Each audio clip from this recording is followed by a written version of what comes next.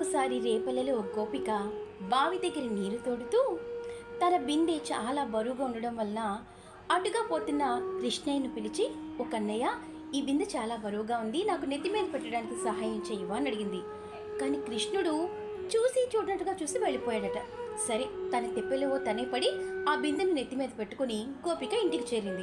కానీ ఆశ్చర్యం, ఇంటి గుమ్మలోనే శ్రీకృష్ణుడు ఎదురయ్యి పరుగు పరుగున వచ్చి ఆమె నెత్తి మీద ఉన్న బిందెను కిందకి దింపాడట.